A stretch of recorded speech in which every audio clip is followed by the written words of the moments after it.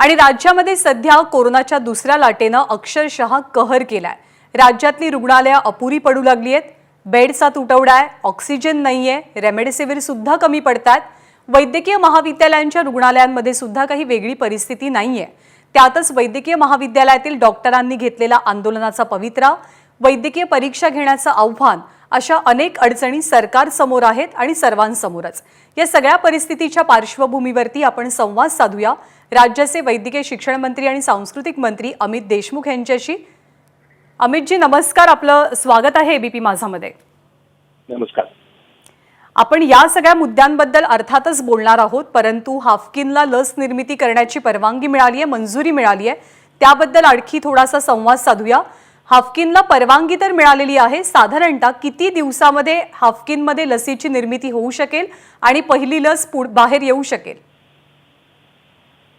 केंद्र सरकारने आता हाफकिननी जी मागणी महाराष्ट्र सरकारकडे नोंदवली होती, मला असं वाटतं पहिल्या लाटेनंतरच महाराष्ट्रामध्ये आपल्याला लस निर्माण करता येईल का असा विचार विनिमय सुरू होता। आणि आपल्याला कल्पना आहे की हाफकिननं गेल्या 100 वर्षामध्ये खूप उल्लेखनीय काम या क्षेत्रामध्ये केलेलं आहे। अनेक वॅक्सीन हाफकिननं तयार केलेले आहेत आणि खरं म्हणजे वॅक्सीन याचा पाया या देशामध्ये रचण्याचं कामच मुळात हाफकिननं केलेलं आहे। आणि म्हणून आपल्याकडं जे इन्फ्रास्ट्रक्चर आहे याला थोडंसं एक्सटेंड करून किंवा एक्सपॅन्ड करून आपल्याला समजा इथं काही लस निर्माण करता येईल का या संदर्भामध्ये हा विचार पुढे आला। त्यानंतर त्याची शहानिशा करण्यास हाफकिन संस्थेला सूचना दिल्या आणि आदरणीय मुख्यमंत्री उद्धव ठाकरेजी यांनी मला असं वाटतं काही कालावधीपूर्वी एक बैठक घेतली आणि सगळ्यांनी ही चर्चा केली। त्यांनी या संस्थेमध्ये जे सहकार्य किंवा जी मदत, जे पाठबळ आवश्यक असेल या संस्थेला ते देण्याचं त्यांनी तत्वतः मान्य केलं। केंद्राकडे आम्ही मागणी नोंदवली आणि आता या सगळ्या पार्श्वभूमीवर केंद्रानं प्राथमिक मान्यता हाफकिनला दिलेली आहे। यानंतर मला असं वाटतं की बरीच मानके आहेत यामध्ये परिपूर्ण करावी लागतील आणि आपला हा जो काही प्रश्न आहे की लस इथं केव्हा निर्माण होऊ शकेल किंवा लसीचं उत्पादन केव्हा होऊ शकेल, तर साधारणतः मला असं वाटतं की सगळ्या परवानग्या वेळेत मिळाल्या आणि जी गुंतवणूक करावी लागेल या सगळ्यासाठी ती जर केंद्रानं आणि राज्यानं किंवा वित्तीय संस्थांनी उपलब्ध करून दिल्या तर वर्षभरामध्ये आपल्याला हाफकिन येथे अगदी महाराष्ट्रामध्ये मुंबई येथे ही लस आपल्याला निर्माण करता येईल। म्हणजे साधारणतः आणखी 1 वर्ष लागू शकतं। मान्यता जरी मिळाली तरी आणखी बऱ्याचशा प्रक्रिया शिल्लक आहेत आणि लस बाहेर यायला वर्षाचा कालावधी लागू शकतो। तुम्ही गुंतवणुकीचा उल्लेख केलात, 65 कोटी रुपयांचं अनुदान सरकारकडनं, केंद्र सरकारकडनं आधीच दिलं गेलेलं आहे। किती गुंतवणुकीची गरज आहे? किती कोटी रुपये लागू शकतात लस निर्मितीच्या प्रक्रियेसाठी? नाही, तसा तो जो आराखडा त्यांनी तयार केलेला आहे तो आराखडा तसा मोठा आहे। मला वाटतं शेकडो कोटी, हजारभर कोटीचा तो आराखडा आहे। कारण आता जगामध्ये ज्या वॅक्सिन निर्माण करणाऱ्या कंपन्या आहेत आपल्याला कल्पना आहे की त्यांनी खूप प्रचंड गुंतवणूक या सगळ्या व्यवस्थेमध्ये केलेली आहे। प्राथमिकता आपल्याला ही जी काही वॅक्सिन आपल्याला आत्ता तयार करायची आहे ती ज्या वॅक्सिन कंपन्या ज्यांना मान्यता जगामध्ये मिळालेली आहे त्यांच्यासाठी आपल्याला आपली जी ही व्यवस्था आहे ती उपयोगात आणून वॅक्सिनच्या संख्येमध्ये आपल्याला उत्पादन करण्याची आवश्यकता आज भासते, त्या संख्येनं इथं आपल्याला ह्या वॅक्सिन्स उपलब्ध करता येतील। मला असं वाटतं की हा जो काही केंद्रानं निधी मंजूर केलेला आहे 65 कोटी रुपये त्यांनी या सगळ्या कार्यक्रमाला किंवा या सगळ्या प्रकल्पाला त्यांनी मंजुरी दिलेली आहे। तो पहिला टप्पा आहे, आणखी त्याला निधी लागेल। राज्य सरकार देखील यामध्ये गुंतवणूक करणार आहे अशी माझी धारणा आहे। या संदर्भामध्ये आपले मुख्यमंत्री उद्धव ठाकरेजी निर्णय घेतील, पण यासाठी निधीची कमतरता भासणार नाही। ही खात्री मी आपल्याला देऊ इच्छितो. केंद्राकडनं निधी आम्ही मागू, कारण काही नाविन्यपूर्ण प्रकल्पांना केंद्रानं नेहमी मदत केलेली आहे आणि हा एक नाविन्यपूर्ण प्रकल्प आपल्या देशामध्ये होऊ घातलेला आहे. त्यामुळे याला जो निधी केंद्र मंजूर करेल आणि त्यासाठी मॅचिंग ग्रांट हा राज्याकडनंही आपल्याला उभा करता येईल. काही वित्तीय संस्थांची मदत घेता येईल. शेवटी हे सगळं साधारणतः याचा जो काही आराखडा हॅफकिननं तयार केलेला आहे त्या आराखड्यावर ही सगळी गुंतवणूक निश्चित होणार आहे आणि काळाची गरज आहे. मला असं वाटतं की वॅक्सिनचा तुटवडा जो आज आपल्या समोर आहे, येणाऱ्या काळामध्ये तो तुटवडा निश्चित दूर होईल आणि 23 कोटी लस वर्षाला तयार करण्याची क्षमता ही हॅफकिनची आहे, अशी साधारणतः माहिती आमच्या सगळ्या तज्ज्ञांनी आम्हाला दिलेली आहे. मला असं वाटतं हे उद्दिष्ट आम्ही डोळ्यासमोर ठेवलेलं आहे आणि ही पावलं आपण उचलत आहोत. आणि भारतामधलं महाराष्ट्र हे पहिलं राज्य आहे की अशा पद्धतीचं पाऊल उचलणारं राज्य हे महाराष्ट्र आहे. मला असं वाटतं की ही समाधानाची बाब आहे. अर्थात ही समाधानाची आणि दिलासा देणारी सुद्धा बाब आहे, कारण जास्तीत जास्त लसींची गरज आगामी काळात आपल्याला देशाला सर्वांना लागणार आहे. सिरम इन्स्टिट्यूट सुद्धा आपल्याच राज्यामध्ये आहे, पण त्याची सगळी परिमाणं वेगवेगळी आहेत. म्हणजे केंद्र सरकारकडनं आपल्याला सिरमच्याही लसींचा पुरवठा होतो. जेव्हा आता हाफकिन सोबतचा हा करार झालाय, केंद्रानं मान्यता दिली आहे, तेव्हा तो करार नेमका काय आहे? जेव्हा लस निर्मिती होईल तेव्हा केंद्राला किती लसी जातील? राज्यासाठी काही लसी खास राखीव महाराष्ट्रासाठी म्हणून ठेवल्या जाणार आहेत का? या बाबतीत काही निर्णय झालाय का? नाही, मला असं वाटतं त्या बाबतीमध्ये आणखी निर्णय नाही, कारण उत्पादन क्षमता आणि व्यवस्था उभी करण्यासंदर्भामध्ये आता चर्चा सुरू आहे. लसीकरण हा कार्यक्रम 100% हा भारत सरकारचा आहे, हे आपल्याला सगळ्यांनाच कल्पना आहे. पण एखाद्या राज्यामध्ये समजा लस निर्माण होणार असेल तर येणाऱ्या काळामध्ये निश्चित महाराष्ट्राला या ज्या इथं उत्पादक होतील त्या लसीपैकी मोठ्या प्रमाणामध्ये लसी या महाराष्ट्रामध्ये उपलब्ध करून दिल्या जाव्यात असा आग्रह आपला राहील. त्याबाबत काही शंका नाही. म्हणजे राज्य सरकार ही मागणी करण्याची किंवा राज्यासाठी एक साठा राखीव असावा असा आग्रह धरण्याची शक्यता आहे का? निश्चित आहे, कारण कोविडचा प्रादुर्भाव हा देशामध्ये सर्वाधिक महाराष्ट्रात आहे आणि समजा यातनं बाहेर पडायचं असेल तर लसीचं जे सुरक्षा कवच आहे ते देखील महाराष्ट्राला अधिक आवश्यक आहे. त्यामुळं अगदी गुणवत्तेवर जरी बोलायचं असेल, म्हणजे merit of line of treatment, तर त्यामध्ये सुद्धा मला असं वाटतं की महाराष्ट्राची मागणी ही रास्तच असेल. आणि त्यामुळं जे इथं उत्पादन होईल त्यातून महाराष्ट्राला लसी मोठ्या प्रमाणामध्ये मिळाव्यात ही मागणी आपली असेल आणि त्यात सुद्धा केंद्र ती मान्य करेल, त्यात काही मला फार अडचण वाटत नाही. तुमच्या खात्याशी सगळ्यात जवळचा असलेला विषय अर्थातच वैद्यकीय परीक्षांचा विषय. या परीक्षा आता पुढे ढकलण्याचा निर्णय झालाय. जून महिन्यामध्ये या परीक्षा होणार आहेत, पण विद्यार्थी अजूनही संभ्रमावस्थेमध्ये आहेत. जूनची परिस्थिती ना तुम्हाला माहिती आहे ना आम्हाला माहिती की काय असेल. तर मुलांना आता या क्षणी दिलासा कसा द्याल? हे शिक्षण खर्चिक शिक्षण आहे, संयमाची कसोटी बघणारं शिक्षण आहे वैद्यकीय शिक्षण. मुलांना आश्वस्त कसं कराल? नाही, आत्ता कोविडचा प्रादुर्भाव हा अभूतपूर्व रूप धारण केलेला आपण पाहतोय आणि म्हणूनच विद्यार्थी पालक यांची जी मागणी होती, आमच्या मुलांचा जीव धोक्यात आणू नका, ही मागणी सरकारच्या विचाराधीन होती आणि विद्यार्थ्यांचा जीव धोक्यात घालून परीक्षा घेणं ही काही महाविकास आघाडी सरकारची भूमिका नाही, हे सुरुवातीपासूनच आम्ही स्पष्ट केलेलं आहे. आणि जेव्हा महाराष्ट्रामध्ये आपल्याला नाईलाजाने लॉकडाऊन करावा लागला, त्यानंतर मात्र मग येणं जाणं यावर सगळी निर्बंध आलेली आहेत. बाहेर पडणं, एखाद्या अभ्यासिकेमध्ये अभ्यासाला जाणं किंवा वाचनालयामध्ये रेफरन्स बुक्स उपलब्ध असणं, तर यामुळे विद्यार्थ्यांची अडचण झालेली. अनेक विद्यार्थी या प्रादुर्भावामुळे शेकडोने खुद्द ते कोविड पॉझिटिव्ह आढळले अशी सुद्धा माहिती आमच्यापर्यंत आली होती आणि म्हणूनच आम्ही एप्रिलच्या परीक्षा आता जूनमध्ये घेण्याचं ठरवलेलं आहे. मी विद्यार्थ्यांना पालकांना एवढंच आवाहन करू इच्छितो की विद्यार्थ्यांनी अभ्यासाकडं लक्ष द्यावं आणि घरी राहूनच अभ्यास करावा किंवा ज्या आपल्या महाविद्यालयामध्ये हॉस्टेलमध्ये समजा काही विद्यार्थी आत्ता त्यांचा रहिवास असेल तर तिथं सगळी तथ्य पाळून त्यांनी काळजी घेऊन अभ्यास करावा. कारण जूनमध्ये या परीक्षा होतील.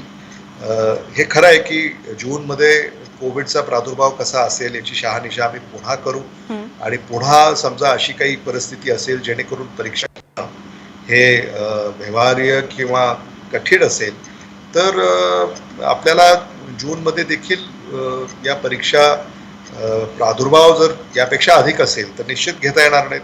पण अपेक्षा अशी आहे की पंधरवड्यांनी हा प्रादुर्भाव कमी होत जाईल. पुन्हा पूर्ववत आपण मध्ये आपली जीवनशैली होईल. त्यामुळे जूनच्या परीक्षा या वेळेवरच होतील. त्यामुळे वेळापत्रक जाहीर केलेलं आहे. आता तारखा निश्चित आहेत, अवधी दिलेला आहे. कोरोनामध्ये जीविताला कुणाला धोका होणार नाही याची काळजी सरकारनं घेतलेली आहे.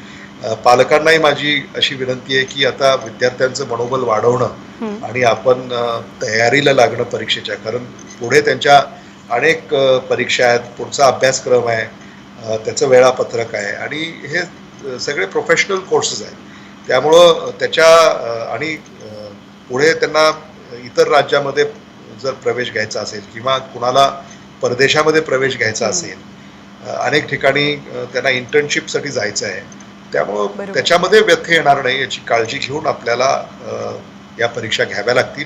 वेळापत्रकामध्ये थोडासा बदल कोरोनाच्या प्रादुर्भावामुळे आपण निश्चित केला आहे जेणेकरून कोणाच्याही जीविताला धोका होणार नाही याची काळजी आपण घेतलेली आहे. पण जूनमध्ये परीक्षा होतील याबाबत मला शंका वाटत नाही. आशा करूयात की जून महिन्यामध्ये परिस्थिती निवडलेली असेल, परिस्थिती नियंत्रणात असेल आणि या परीक्षा आणि इतर गोष्टी सुद्धा सुरळीतपणे सुरू होऊ शकतील. आणखी एक महत्त्वाचा मुद्दा म्हणजे वैद्यकीय महाविद्यालयांच्या रुग्णालयांमध्ये सेवा आणि सुविधा अपुऱ्या पडतायत अशी रुग्णाच्या नातेवाईकांची तक्रार येते. आज गोंदियामधलं प्रकरण समोर आलं की 15 रुग्णांचा मृत्यू हा ऑक्सिजन अभावी झाल्याचा आरोप त्यांच्या नातेवाईकांनी केलेला आहे. तर रेमडेसिवीर असो, ऑक्सिजन असो, इतर सोयीसुविधा असोत, या बाबतीतली स्थिती काय, शासन काय करतंय सोयीसुविधा रुग्णांपर्यंत पोहोचवण्यासाठी? महाराष्ट्र शासन आणि वैद्यकीय शिक्षण विभागाअंतर्गत जे वैद्यकीय महाविद्यालय व रुग्णालय कार्यान्वित आहेत तिथं रुग्णांना तत्परतेनं सेवा देण्याची भूमिका ही सुरुवातीपासूनच आपली राहिलेली आहे. आता गोंदियामध्ये जे घडलंय ते मला असं वाटतं आपल्याच माध्यमातून मला आता समजत आहे. याची माहिती मी घेतो आहे आणि ती माहिती येताच त्यावर मी भाष्य करेन. रेमडेसिवीर हे जे इंजेक्शन्स आहेत साधारणतः आता आपल्याला सगळ्यांनाच ही कल्पना आहे की या आपत्तीचं जे व्यवस्थापन आहे ते केंद्र सरकार प्रामुख्यानं हे करत आहे. आणि रेमडेसिवीर आता पूर्वी भारताबाहेर निर्यात होत होतं त्याच्यावर आता बंदी घालण्यात आलेली आहे जेणेकरून भारतामध्ये ज्या संख्येनं रेमडेसिवीरची गरज असेल ते इंजेक्शन्स इथं मिळावेत. त्यानंतर मग ज्या राज्यांमध्ये अधिक प्रादुर्भाव आहे त्या राज्यांमध्ये हे रेमडेसिवीरचे इंजेक्शन्स उपलब्ध व्हावेत.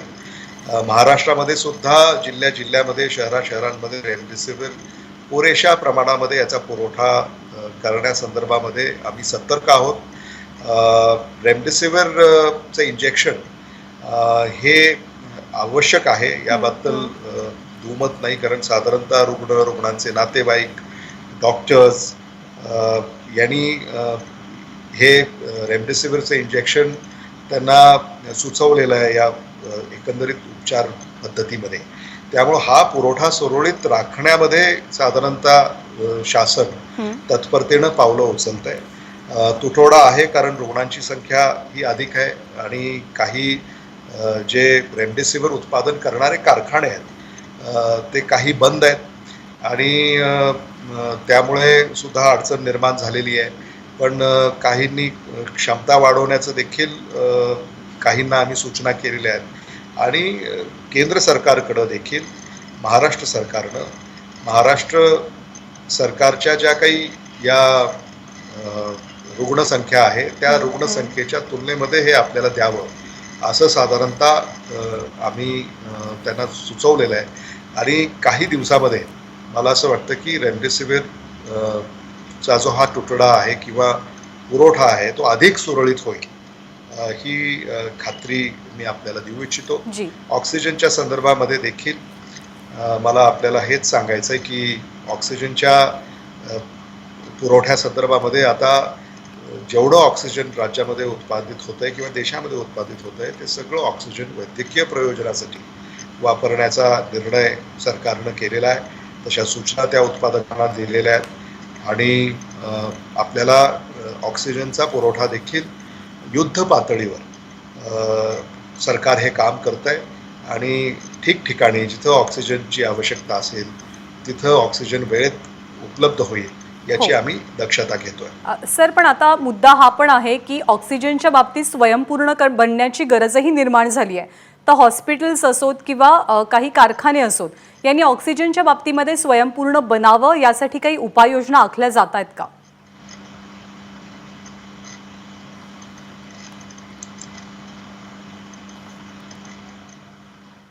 आपल्यापर्यंत आवाज पोहोचतोय माझा?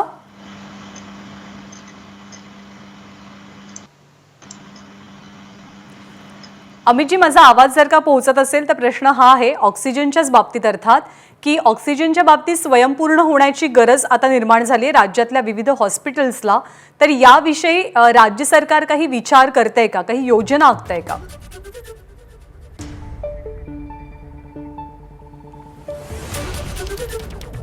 अमित देशमुख यांच्याशी काही तांत्रिक अडचणींमुळे आपला संपर्क होत नाहीये, परंतु हाफकिन इन्स्टिट्यूटला मिळालेली परवानगी असो, ऑक्सिजनचा आणि रेमडेसिवीरचा पुरवठा असो, या सगळ्या बाबतीत त्यांच्याशी संवाद साधतोय.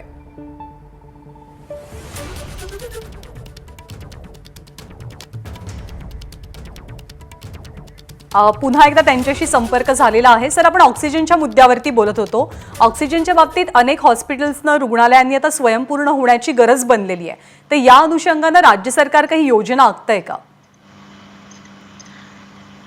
साधारणतः सरकारी रुग्णालयांमध्ये ऑक्सिजन हे पुरवठा सुरळीत व्हावा, वेळेत व्हावा यासाठी सरकारनी म्हणजे वैद्यकीय महाविद्यालयाच्या सगळ्याच रुग्णालयांमध्ये आता ऑक्सिजनचे टँक्स या मोठ्या क्षमतेच्या आपण बसवलेल्या आहेत. अनेक ठिकाणी हवेतून ऑक्सिजन तयार करण्याचे जे प्रकल्प आहेत त्यांना कार्यान्वित करण्यात आलेले आहे. मला असं वाटतं की रुग्णालयाची साधारणतः क्षमता पाहून आपल्याला खाजगी आणि सरकारी रुग्णालयांमध्ये अगदी नियमितपणे ऑक्सिजनचा पुरवठा 24 तास 365 दिवस राहील अशा व्यवस्था आपल्याला या तयार कराव्या लागतील. हेच मला असं वाटतं की या व्हायरसमुळं आपल्या आता लक्षात आलेलं आहे. कारण ही अभूतपूर्व परिस्थिती आहे. म्हणजे याच्यामध्ये जगामध्ये या संदर्भामध्ये आता चर्चा सुरू आहे भारतामध्ये, महाराष्ट्रामध्ये. आणि म्हणून महाराष्ट्रामध्ये मला निश्चित हे आपल्या पुढं मांडावं लागेल आणि आपल्या माध्यमातून जनतेपर्यंत हे सांगावं लागेल की आपलं जे मेडिकल इन्फ्रास्ट्रक्चर आहे, मग ते सरकारी असेल खाजगी असेल, याची मानके आता आपल्याला बदलावी लागतील. म्हणजे यापूर्वी एखाद्या रुग्णालयामध्ये 100 खाटाचं रुग्णालय असेल तर तिथं किती खाटा या ऑक्सिजन, त्या खाटांना ऑक्सिजनचा पुरवठा असावा याची मानके ठरलेली आहेत. पण ह्या इन्फेक्शियस डिझीज पॅन्डेमिक आणि या कोविड व्हायरसमुळे ही मानके सुद्धा आता बदलण्याची परिस्थिती उद्भवलेली आहे. आणि म्हणून महाराष्ट्रामध्ये जो आमचा टास्क फोर्स आहे, आपल्या राज्याचे मुख्यमंत्री उद्धव ठाकरेजी यांनी एक टास्क फोर्स महाराष्ट्रामध्ये गठीत केलेला आहे. त्यामध्ये डॉक्टर संजय ओक आहेत, डॉक्टर शशांक जोशी आहेत, आमचे प्रदीप व्यास आहेत आरोग्य सचिव, आमचे वैद्यकीय शिक्षणाचे सचिव आहेत सौरभ विजय, डॉक्टर लहाणे आहेत.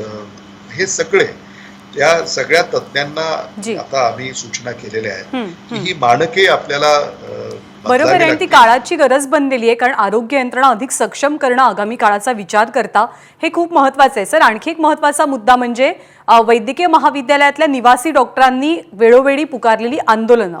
पगार मिळत नाही, भत्ते मिळत नाही, सोयी सुविधा मिळत नाहीत, असा त्यांचा थेट आरोप आहे आणि त्यांनी वेळोवेळी आंदोलनं केली आहेत. या सर्वांना न्याय आता कसा मिळणार आहे, न्याय कसा दिला जाणार आहे? त्यांच्या मागण्या ह्या काही दिवसापूर्वी त्यांनी आंदोलनाचा इशारा हा निश्चित दिला होता. तसं पत्रही शासनाकडे त्यांनी पाठवलं होतं. त्यांच्याबरोबर मी चर्चा केलेली आहे. त्यांच्या सगळ्या ज्या मागण्या आहेत त्या तत्वता आम्ही मान्य केलेल्या आहेत आणि त्याला मान्यता प्रदान करण्यासाठी काही जी पावलं आम्हाला उचलायची ती आम्ही तातडीनं उचलणार आहोत. खरं म्हणजे कोरोना काळामध्ये या डॉक्टरांनी, नर्सनी किंवा जे सगळे आपले हेल्थ वर्कर्स आहेत त्यांनी जे काम केलं आहे ते काम अवर्णनीय आहे. म्हणजे जेवढं कौतुक करावं तेवढं कमी, आणि तरीही ज्या अडचणींना त्यांना तोंड द्यावं लागतंय. याच्यामध्ये खरं म्हणजे काही कायदेशीर बाबी आहेत, काही निवड मंडळाच्या बाबी आहेत, काही रिक्रुटमेंट रूल्स या संदर्भामध्ये काही त्याच्यामध्ये अडचणी आहेत.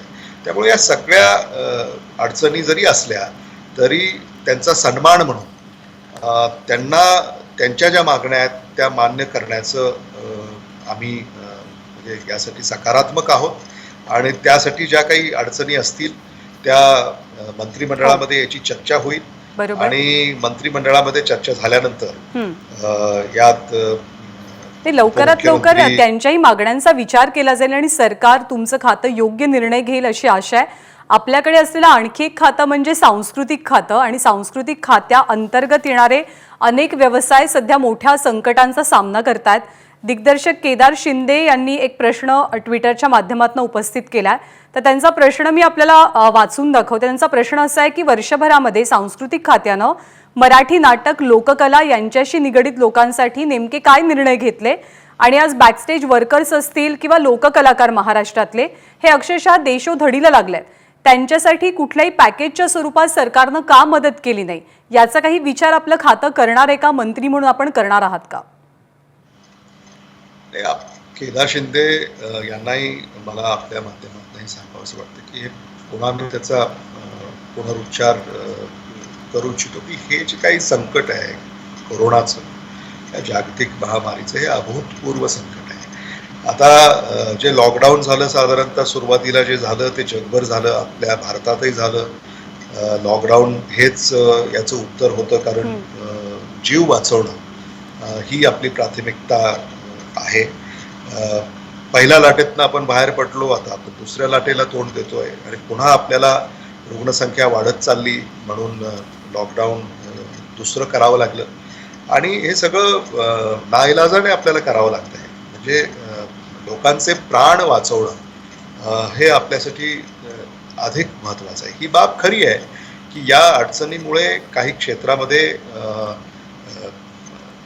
अडचणी निर्माण झालेल्या आहेत आणि त्यांना मदत करणं हे क्रमप्राप्त आहे.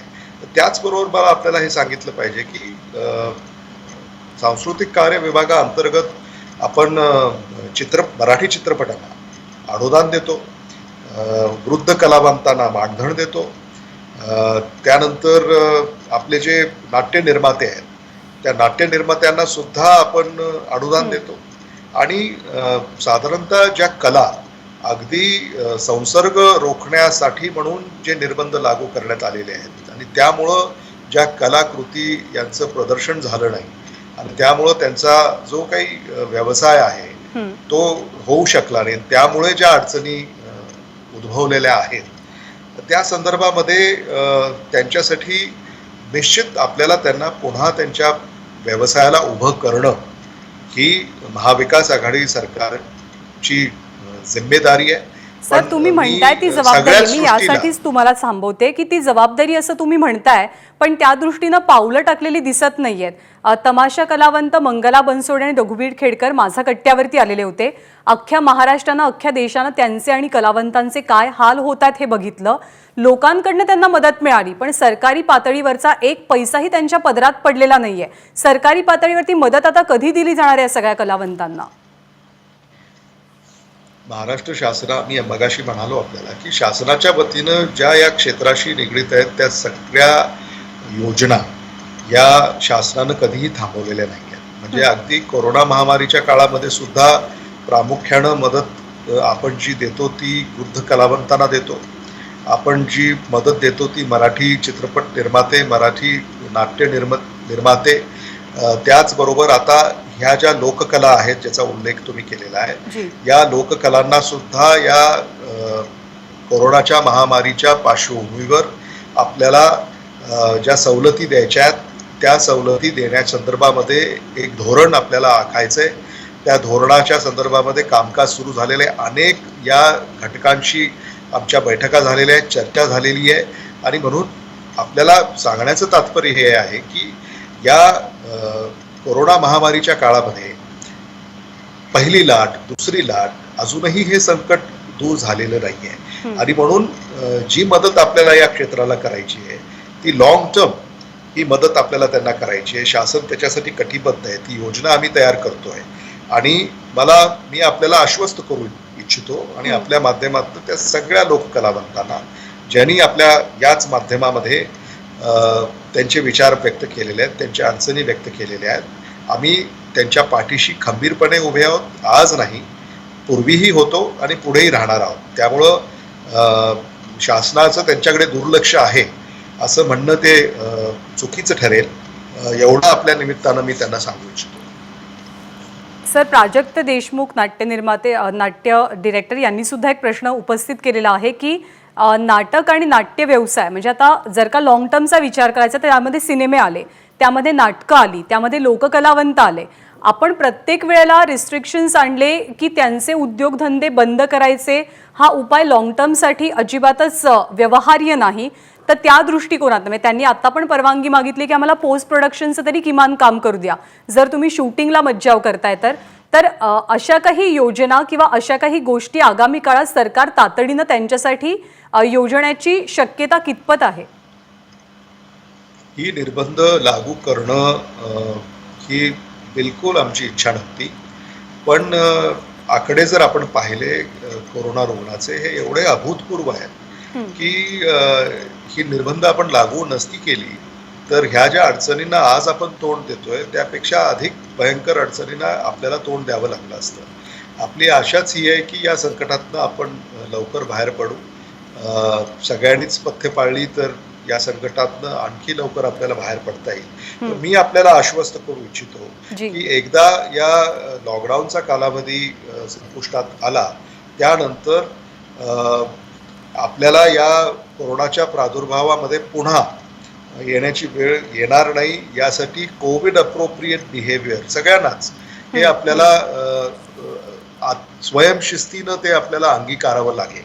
आणि एकदा ते आपण जर केलं म्हणजे एक लसीकरण हे मोठ्या प्रमाणामध्ये करावं लागेल. कोविड अप्रोप्रिएट बिहेवियर हे आपल्याला पाळावं लागेल.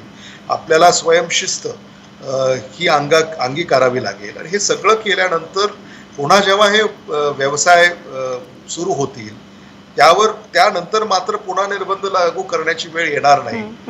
हे आपल्याला याची दक्षता आपण पहिल्या लाटेनंतरही घेतली होती. पण दुसरी लाट ही पहिल्या लाटेपेक्षा देखील भयंकर आहे अशी आता वैद्यकीय तज्ज्ञ सुद्धा आता बोलायला लागलेले आहेत. देशभर याची चर्चा चालू आहे. त्यामुळे काळजी म्हणून हे लॉकडाऊन केलेलं आहे. आणि घरी थांबणे, घरी राहून काम करणे आणि आपण बाहेर जाऊन जी काही कामं करणार आहोत, प्री प्रोडक्शन, पोस्ट प्रोडक्शन किंवा प्रोडक्शन, ही नाईलाजाने आपल्याला बंद करावी लागत आहे. त्यामुळं याला इलाज नाही. आशा आहे की लवकरात लवकर एखादं पॅकेज किंवा उपाययोजनांचा विचार सरकार करेल. अगदी शेवटचे 2 प्रश्न विचारते. जेव्हा आपण हाफकिनच्या त्या लस निर्मितीच्या प्रक्रियेबद्दल बोलत होतो तेव्हा एक प्रश्न विचारायचा राहून गेला की आता राजकारण सुरू झालंय, श्रेयवादाची लढाई सुरू झालेली आहे की कुणाच्या पत्रामुळे किंवा कुणाच्या विनंतीमुळे हाफकिनला परवानगी मिळाली केंद्राकडनं लस निर्मिती करण्याची, या राजकारणाकडे आणि या भूमिकेकडे तुम्ही कसं पाहताय? मला असं वाटतं की महाराष्ट्रामध्ये लस निर्माण व्हावी हा विचारच हा महत्त्वाचा आहे आणि तो मोठा आहे. आणि किमान या विचारावर समजा जर सगळे राजकीय पक्ष एक येणार असतील तर त्याचं स्वागत आहे. एक अगदी शेवटचा प्रश्न की ब्रेक द चेन अंतर्गत अनेक नवे नियम निर्बंध लोकांना पाळायचे आहेत, पण मुंबई असो, मोठी शहरं असो, गाव पातळी असो, राज्यभरात या निर्बंधांचं काटेकोर पद्धतीनं पालन होताना दिसत नाहीये.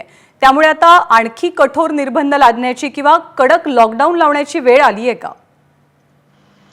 नाही, या संदर्भामध्ये राज्याचे मुख्यमंत्री आदरणीय उद्धव ठाकरेजी यांनी यापूर्वीच सूतोवाच केलेला आहे की ज्या ठिकाणी निर्बंध पाळले जाणार नाहीत तिथे जे स्थानिक आमचे जिल्हाधिकारी आहेत, जे या पॅन्डेमिकमध्ये एपिडेमिकमध्ये कमांडर म्हणून ज्यांचा आपण नामोल्लेख करतो, त्यांना ते अधिकार दिलेले आहेत. शेवटी जमिनीवर प्रादुर्भाव हा नियंत्रणाखाली येईल, होणार नाही याची काळजी ते घेत आहेत. आणि मला असं वाटतं तेवढ्यापुरते अधिकार त्या सगळ्या जिल्हाधिकाऱ्यांना प्रदान करण्यात आलेले आहेत. आणि आता लातूरमधून मी आपल्या या चॅनलशी जोडलेलो आहे आणि लातूरमध्ये साधारणतः जिल्ह्यामध्ये लॉकडाऊनचं पालन हे तंतोतंत होत आहे असं तरी एकंदरीत जो आढावा आम्ही घेतलेला आहे त्यामध्ये आम्हाला दिसून येत आहे. त्यामुळे मला असं वाटतं की काही ठिकाणी काही अडचणी असतील, पण प्रशासन त्या अडचणीला तोंड देतंय आणि त्या दूर करतंय. अडचणी प्रत्येकाला आहेत, संकट खूप मोठी आहेत, प्रत्येकासमोरचं आव्हान वेगळं आहे, प्रत्येकाला गरज आहे मदतीची, प्रत्येकाला अपेक्षा आहे की त्याच्या मागण्या पूर्ण होतील. आशा करूयात की लवकरात लवकर या कोविड संकटातनं आपण बाहेर पडू आणि त्यासाठी अर्थातच नियम पाळण्याची, निर्बंधांचं पालन करण्याची सुद्धा आवश्यकता आहे. अमितजी, आपले मनापासून आभार, आपण वेळ दिलात आणि सविस्तर बातचीत केली त्याबद्दल. थँक्यू. आणि यानंतर या विशेष कार्यक्रमात आता आपण इथेच थांबतोय. ताज्या बातम्यांसाठी पाहत रहा एबीपी माझा. एबीपी माझा, उघडा डोळे बघा नीट.